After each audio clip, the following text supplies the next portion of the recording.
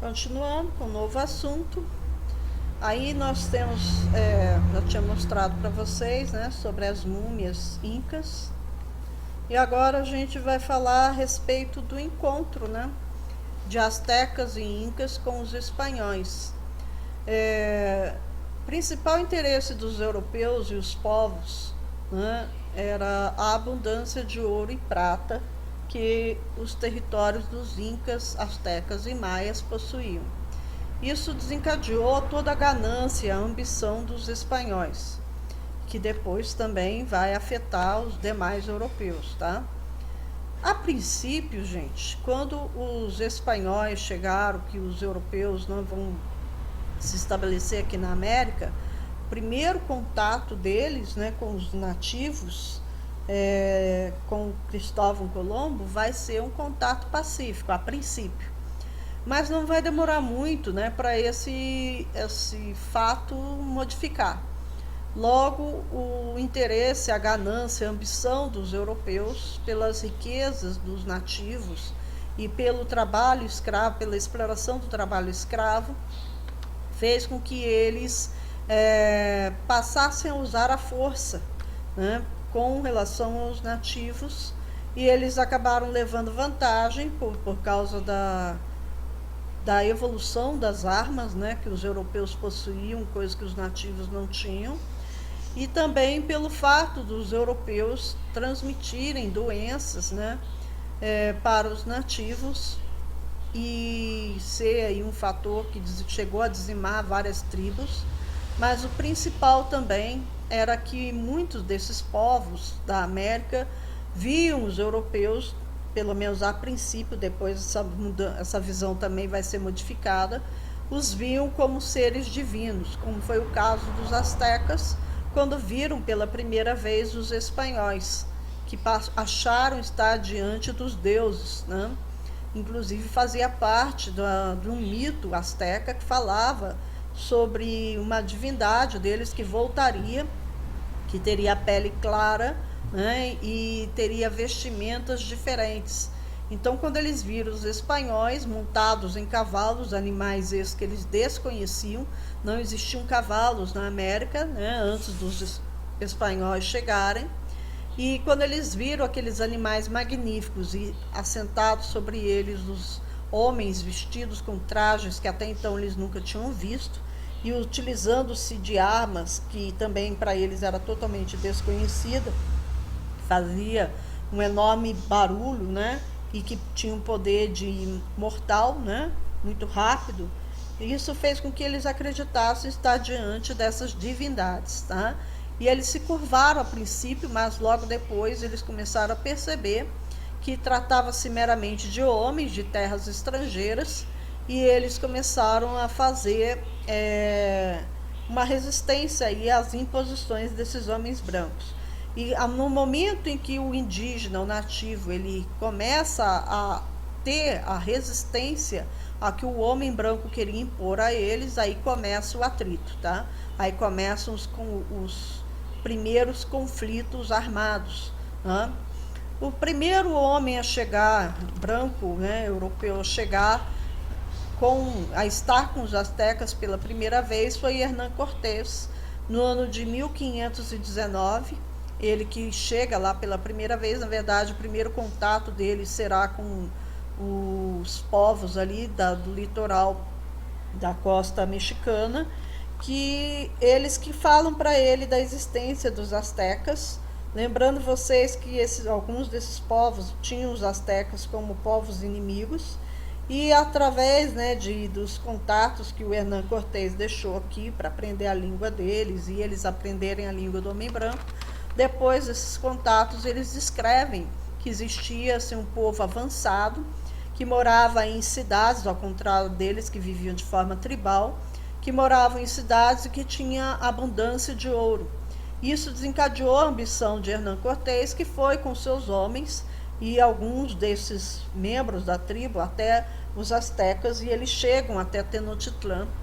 Então ele vai ficar espantado com Tenochtitlán, mas ele vai com o objetivo de dominar.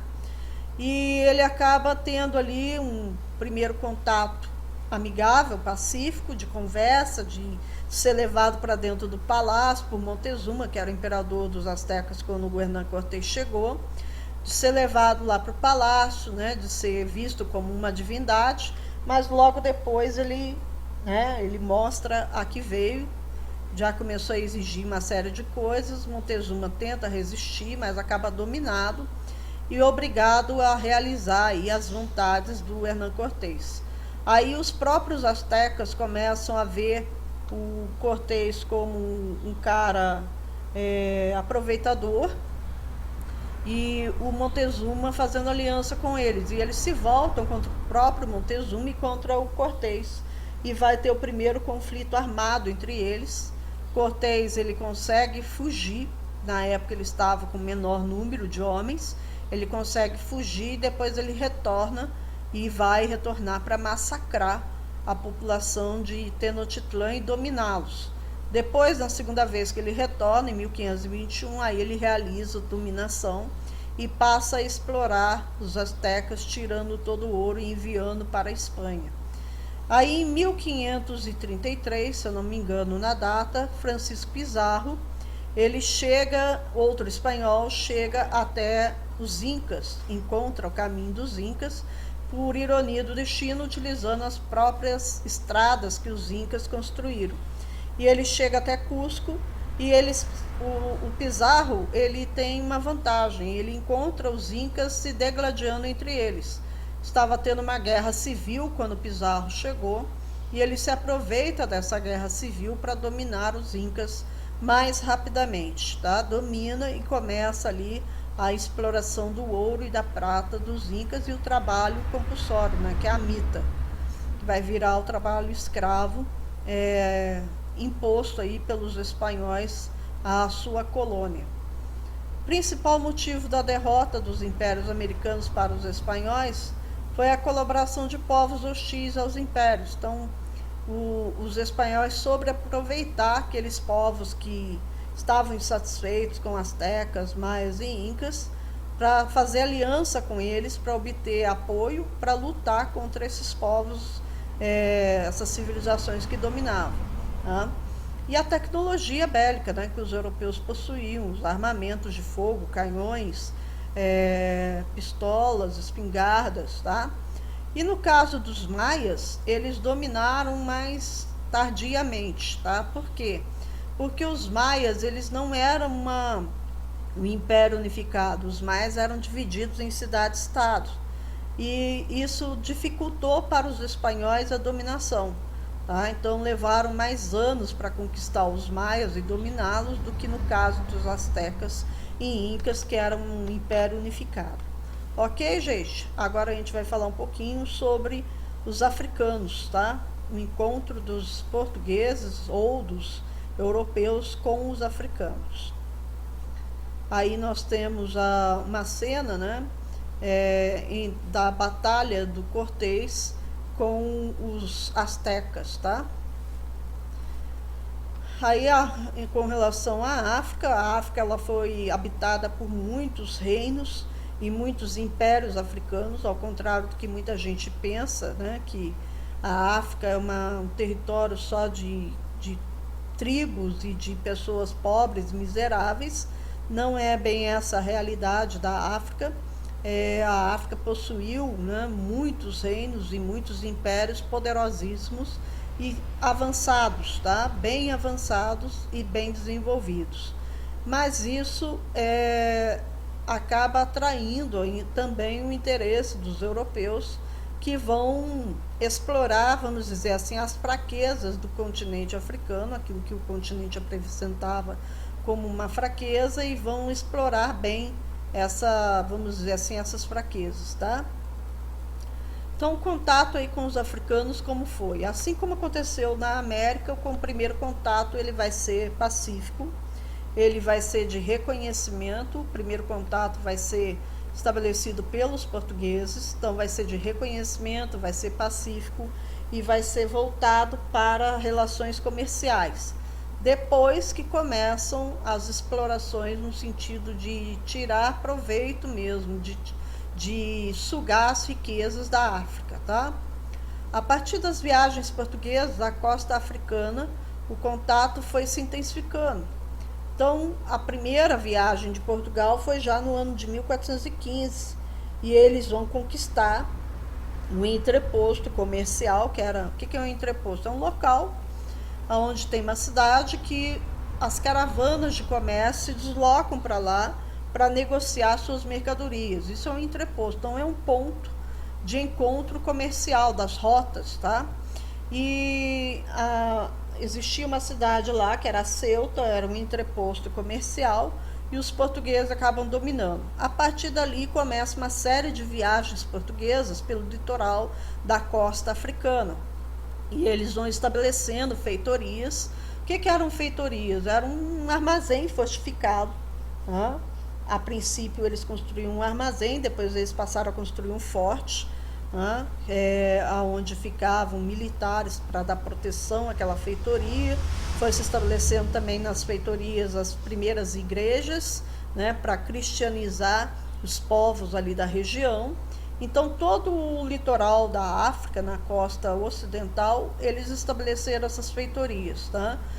Não eram todas juntinhas, não, tinha um espaço entre uma e outra. E nessas feitorias eles armazenavam mercadorias, principalmente escravos, tá?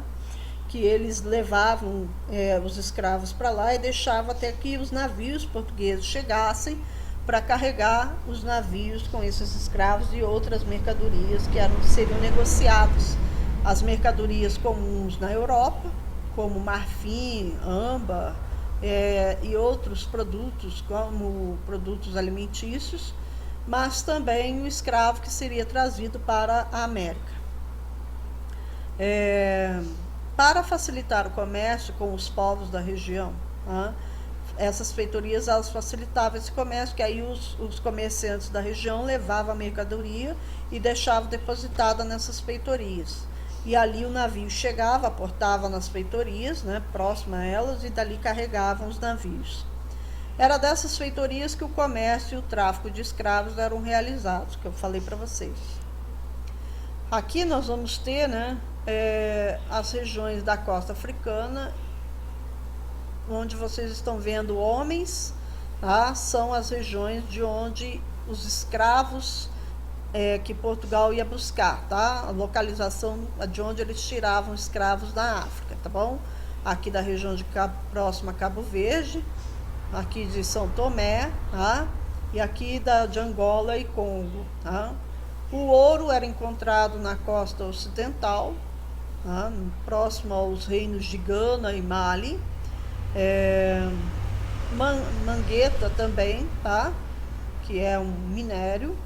Marfim, né? Que é o chifre a presa do elefante, tá? E aqui são as feitorias portuguesas que eles construíram no litoral da África, ok? Aqui seria a aparência de uma feitoria. Ela não tinha muita coisa rebuscada, algumas delas tinham uma fortaleza por fora construída, né, uma muralha, que servia para proteger a feitoria. Com qual objetivo? Proteger a mercadoria que está aqui, porque era de valor, tá? Então, eles tinham essas proteções. E aí, conforme construíam aqui uma fortaleza, né, construíam uma muralha, eles traziam os militares, né, e ali estabeleciam um forte também. E também igrejas, né, que vai servir para cristianizar. Os europeus encontram os africanos. Então, no primeiro século das navegações, começam os primeiros contatos entre portugueses e africanos, tá? Os portugueses, nesse momento, não tinham aquela visão de superioridade, ou seja, de achar que eles eram melhores do que os africanos, que os povos africanos. Essa visão ela virá mais tarde, conforme o contato vai se intensificando e eles vão estabelecendo outros interesses na região, que seria de dominação. Aí começam a ter esse sentimento, essa ideia de que eles eram superiores, tá? Embora muitas das vezes eles estranhavam sim os costumes dos africanos, assim também como os africanos estranhavam os costumes dos portugueses, tá? Uma das cidades de maior destaque foi a cidade de Benin, que ficava ali próximo ao reino de Gana, tá? Ela causou grande admiração nos europeus que desembarcaram no litoral e adentravam, né, uma parte aí para poder conhecer essa cidade que era a capital, tá?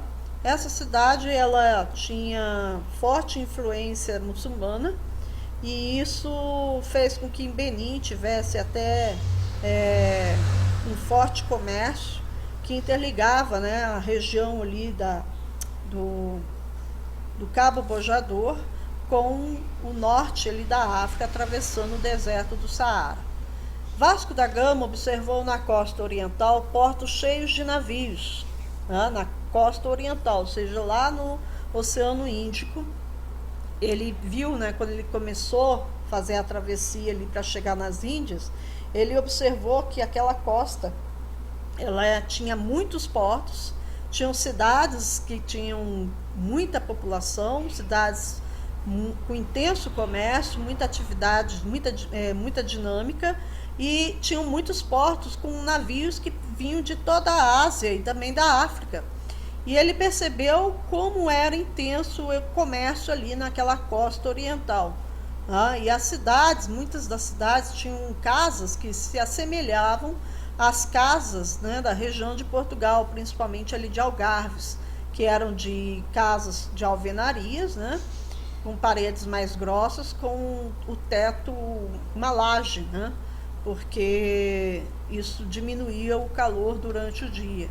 E eles perceberam como se assemelhava com as moradias de Portugal. E ficaram espantados com isso, com algumas coisas que os africanos faziam, se assemelhavam com eles, e outras coisas que eles eram até mais avançados, como, por exemplo, a fabricação de ferro.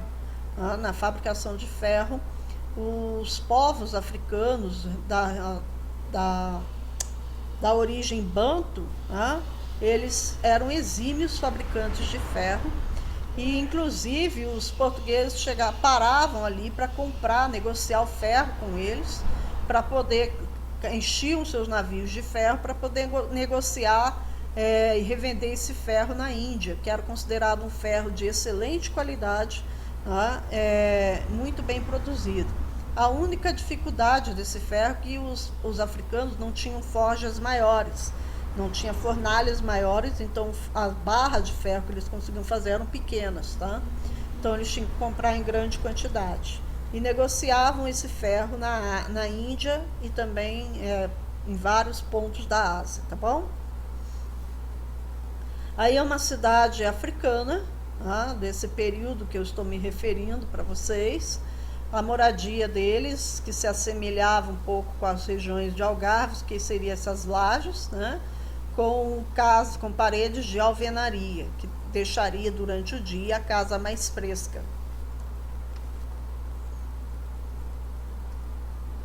E o contato com os asiáticos, né, que é o primeiro contato aí que vai ser com o...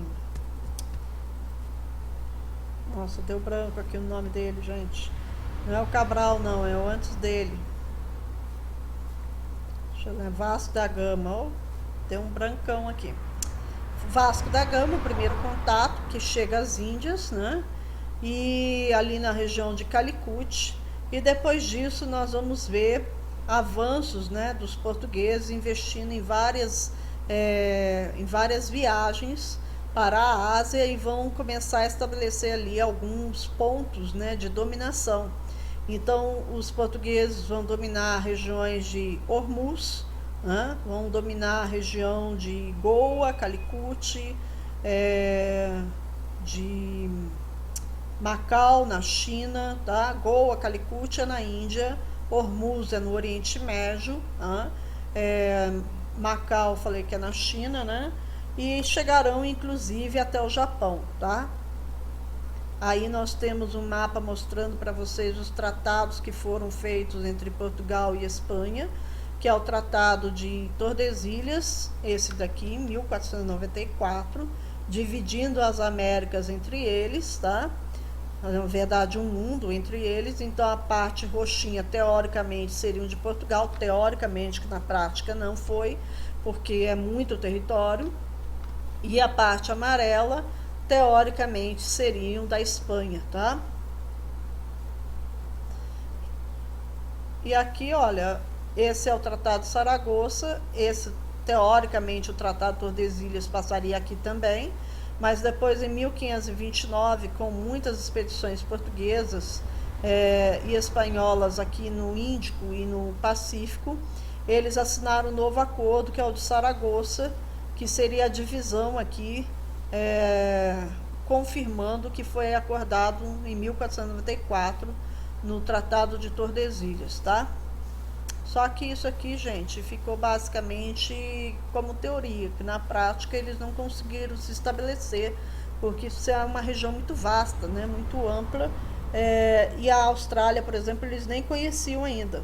A Austrália só vai ser descoberta a partir do século XVIII, tá bom? Pelos ingleses.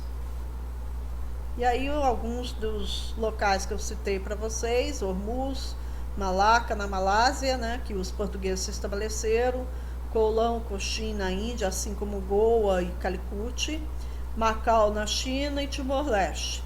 Mas chegaram também até o Japão, como já falei. Aí para vocês, ó, Hormuz ficava aqui, nessa região, Goa, Calicut, Cochin, tudo na Índia, tá? Ceilão também, Malaca e Macau aqui dos chineses, tá bom? E o Timor-Leste aqui, ó. Bom, gente, fiquem com Deus, até as próximas aulas, tá? Se cuidem.